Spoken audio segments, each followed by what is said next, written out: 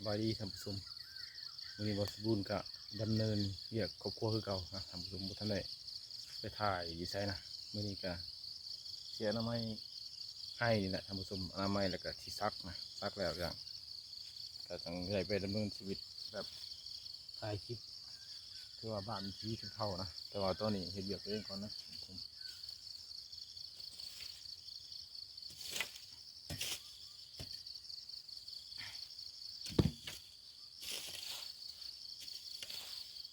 ดูได้ไปถ่ายท่านผู้ชมตัวเวียกครอบครัวทั้งหมดแล้วนะการบุเห็ดแกะหรือไม่กินไม่อยากนะท่านผู้ชมเราชูชวนไป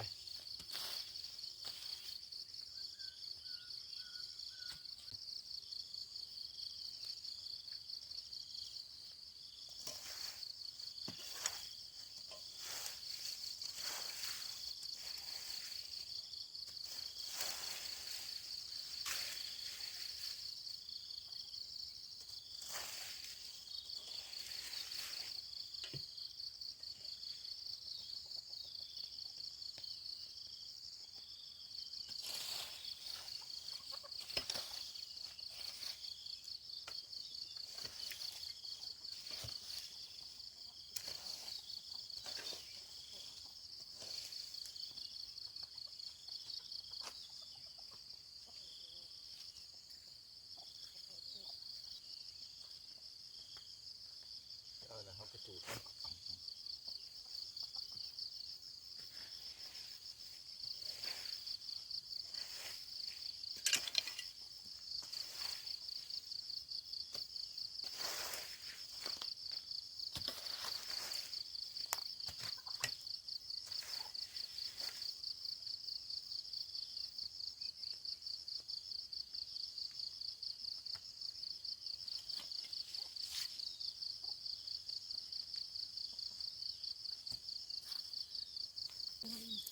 อันนี้ก็แม่เนื้อที่ให้นะท่านผู้ชมอันนี้เป็นดินจัดสรรก็ได้หรอกท่านผู้ชมเลยแต่ว่าบอสมบูรณ์ผัดขอเห็ดให้สวนนะเพราะว่ามาอยู่บ้านนี้ก็บ่ทันมีดินดอนต้นหญ้านะท่านผู้ชมก็เลยขอเป็นเห็ดให้สวนนะก็บ่ว่ากันเนาะท่านผู้ชมเนาะ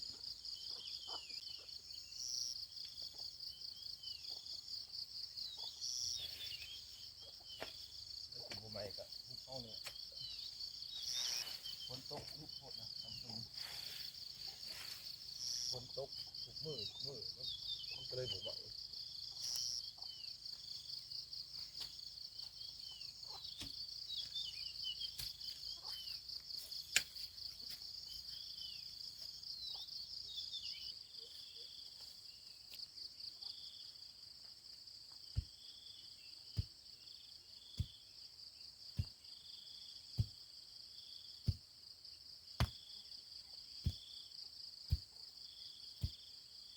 ซักปะไว้ท่านผู้ชมเลยจะน้อยละให้เมียลงมาหยอดน้ำหลังคือว่าเขาซักเป็นหูปลาไว้นะ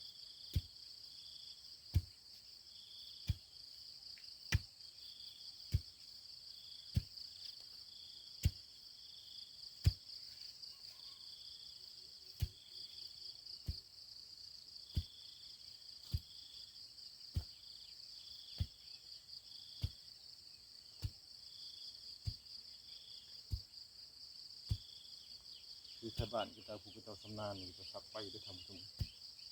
คนหนึ่งซัก3 คนแบบหยอดเข่าใส่บุทันเลยตอนบอกสมบูรณ์ไว้หรอกซักยังบุทันเมียสัมเมียหยอดเข่าใส่นี่ไว้นะท่านผู้ชมซักผู้เดียวยังบุทันก็จะ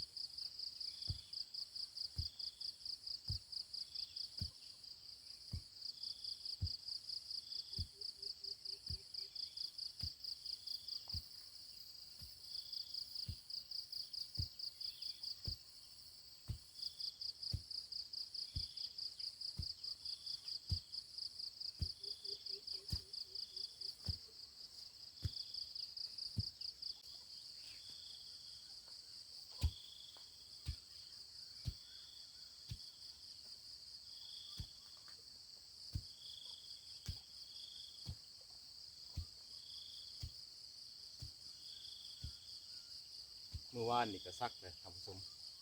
ซักบริเวณนี้ตัวแล้วเบิดนะเห็นมันจะเบื้องนี้น้อยหนึ่งท่านผู้ชมตัวซักอีกมือซ้ำมือนี้เป็นมือสุดท้ายแต่มือต่อไปจะเลาะถ่ายวิธีชีวิตของชาวบ้านให้ท่านผู้ชมเบิ่งในอีกมือเดียวมือนี้สำเร็จปลูกมันต้นก็แล้วท่านผู้ชมปลูกมันต้นก็3 มือซักเขาให้ก็2 มือเป็น5 มือนะมืออื่นมือที่6แล้วจะเลาะถ่ายวิถีชีวิตของชาวบ้านให้ท่านผู้ชมเบิ่งในการพาท่านผู้ชมเลาะชมวิวธรรมชาติบ้านป่าบ้านดงนะ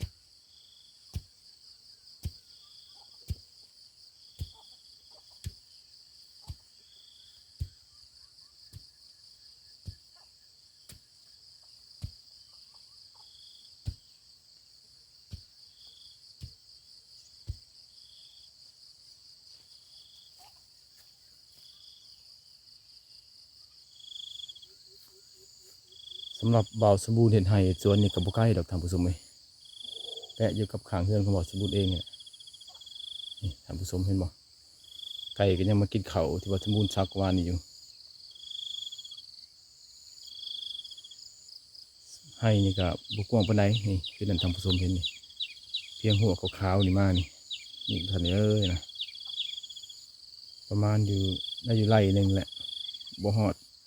เฮกตาร์นะท่านผู้ชมแต่ว่าผลในหับนี่คือปีกายบ่าวสมบูรณ์เห็ดน้อยหนึ่งนะบวหลายสำนีได้อยู่10 กว่ากระสอบเพราะมันงามดินเขตนี่นะคันสำนีนะบรุษแล้วประมาณ20 กระสอบภาษาไทยว่า20 นะ20 กระสอบนะเอาสักสันแหละสำหรับคลิปนี้ก็บ่าวสมบูรณ์ขอฝากไว้เท่านี้ด้วยท่านผู้ชมเด้ออย่าลืมกดไลค์กดแชร์และกดติดตามเพื่อให้กำลังใจบ่าวสมบูรณ์ตื่มขอขอบใจท่านผู้ชมที่รับชมคลิปบ่าวสมบูรณ์จนจบขอขอบใจ